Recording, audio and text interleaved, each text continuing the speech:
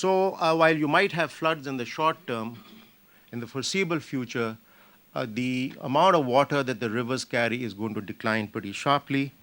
Uh, India, about 14% decline, Pakistan, 27% decline. That's a huge decline.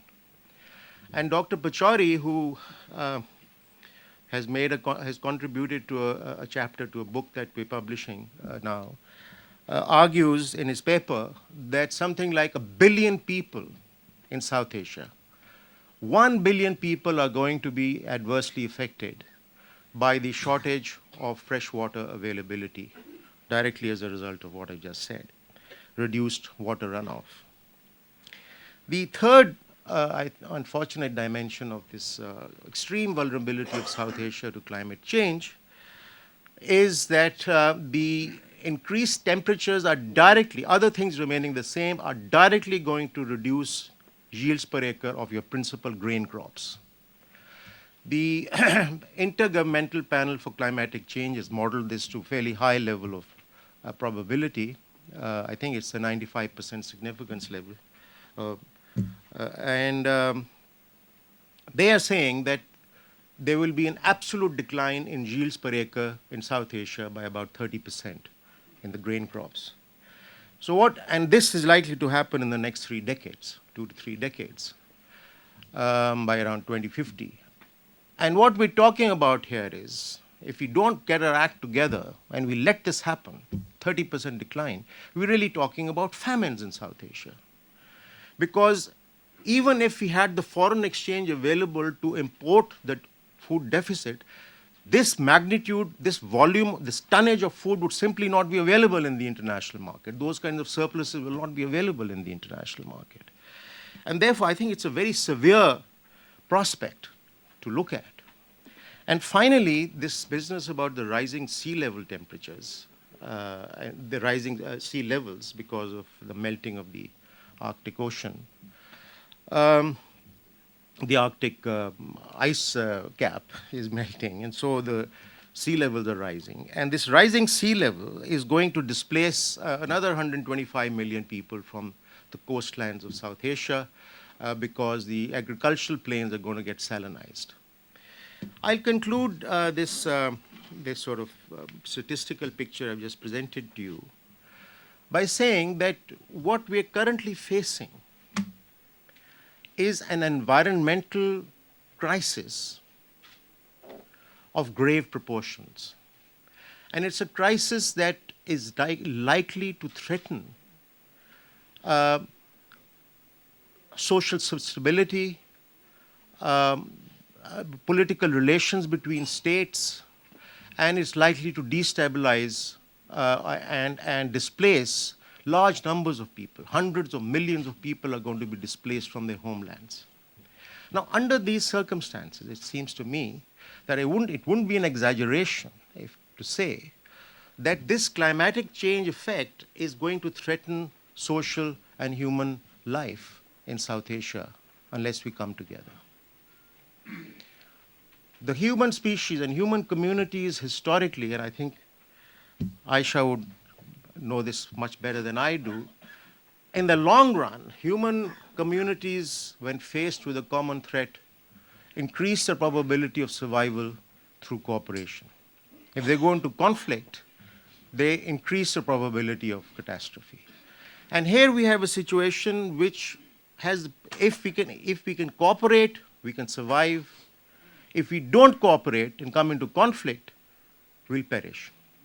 So therefore, the regional cooperation in South Asia is now not simply a question of increasing the material benefits of the people through economic cooperation. That's what we've been arguing the last 2 decades.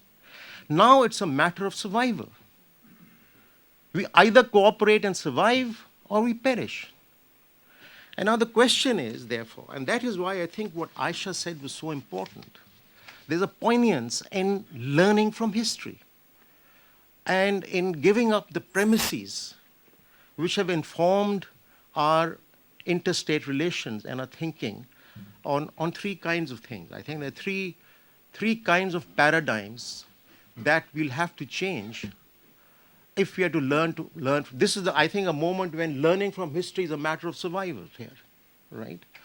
The historians can really come into their own now because, and there are three kinds of paradigms that will need to be changed.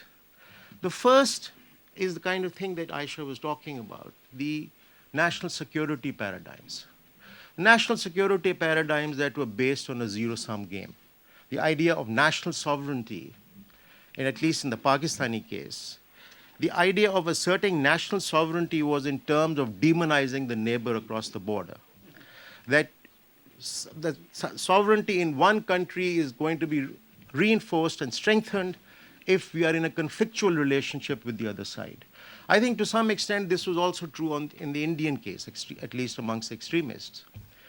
The idea that Indian sovereignty is best preserved through a conflictual relationship with Pakistan. Now, this kind of zero-sum game, conflictual paradigm is completely counterproductive given the present circumstances. You see, if, as he said, Aisha has so put it so well, if sovereignty is to be linked with the welfare of the people in terms of some minimal notion of legitimacy, then economic cooperation and all the great benefits for the people of this region that it promises would be necessary to preserve sovereignty. And preserving sovereignty, therefore, means economic cooperation. But beyond that, if it's a matter of survival, then there is a desperate need for economic, social, and political cooperation if we are to face this natural disaster. So therefore, I think we'll have to change our national security paradigms precisely by rethinking the idea of sovereignty. Sovereignty can no more be seen in terms of a kind of abstract collective ego articulated by the bureaucracy or the military. Sovereignty has to be seen as the promise and potential of a people. And in those terms, and the future of a people. And in those terms, sovereignty means cooperation, integration, union. The second kind of paradigm, I think, which we'll have to rethink about, is the paradigm of growth itself. You see, over the last almost 100 years of economic analysis, while growth has been propounded as an important objective of economic policy, growth has been associated with increasing inequality. And people have thought that there's nothing wrong in having increasing inequality so long as you have growth. But now we've got a whole new literature which is telling us that there is a relationship between the size of the trickle-down effect of growth and the level of inequality. In other words, the more the inequality, the smaller the trickle-down effect of growth. And under certain circumstances, you might have very high rates of growth, but if together with it you have increasing inequality, you might end up with completely drying the tap and having no trickle-down effect for the poor. So high growth is completely consistent with high levels of poverty. And that's what we see in South Asia today.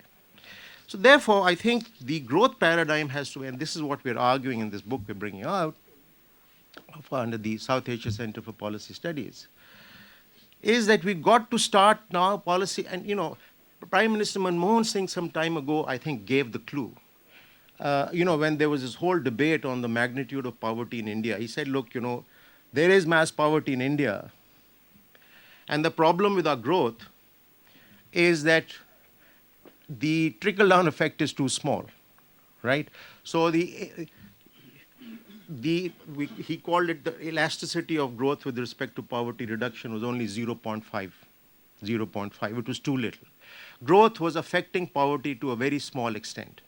And so, if you take that seriously, and he's factually correct, what we need to do is to build a new growth paradigm in which we make equity the driving force of growth itself. In the old model, the trickle-down effect was supposed to be the only positive effect of growth. Now we've got to argue that you had growth that is predicated on a small elite. That's why the trickle-down effect has been so small. Now we need to change the institutional structure so that we open out the growth process to a larger number of people, to the middle class and the poor. The middle class and the poor must be equipped and enabled to participate in the process of economic growth as subjects of the growth process rather than merely the recipients of the trickle-down effect. The middle classes and the poor must be equipped to begin to save, to invest, to have access over productive resources, to have high levels of skills, to be able to undertake a process of innovation, growth of productivity, and therefore, by their participation in the growth process, lead to not only a higher rate of growth, but a more equitable growth. I call this growth through equity. Previously, we've had growth through inequality. Now we've got to have growth through equity. And this is the paradigm change in growth I think that's required both in the Pakistani case as well as, I dare say, in the Indian case. Because remember, if you have mass poverty persisting alongside high rates of growth, the poor and the deprived sections are not going to remain quiet for very long. It's going to place heavy stresses on society and on the polity.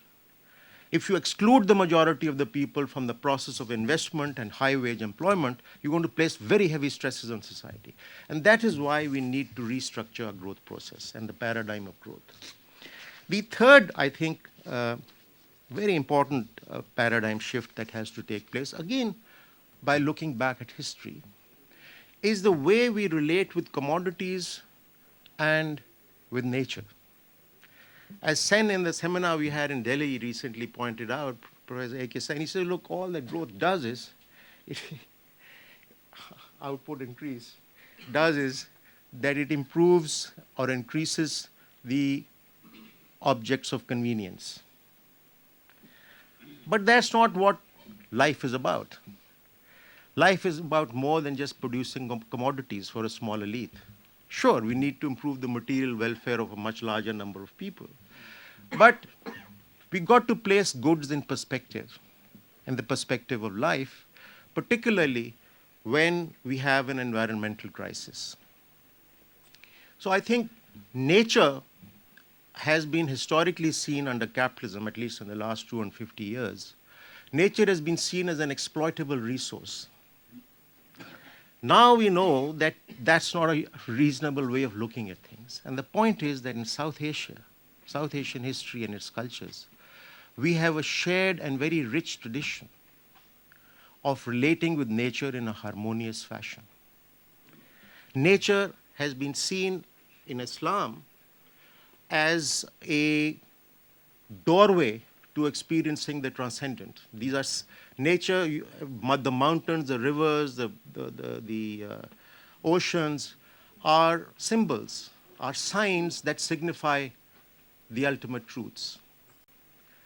Similarly, in the Hindu tradition, nature is the rivers, the soils, the mountains and the oceans are part of a sacred unity that has to be sustained, that enables us to sustain life and indeed to experience ourselves as human beings. Nature is the environment in which we are able to experience both beauty and truth, and this is there in our tradition across South Asia. It enables us, while living in the ephemeral, to partake of the eternal. And I think it's these values, these ways of looking at our relationship with nature that have to be reconstructed in order to build a better future in the region. Thank you very much.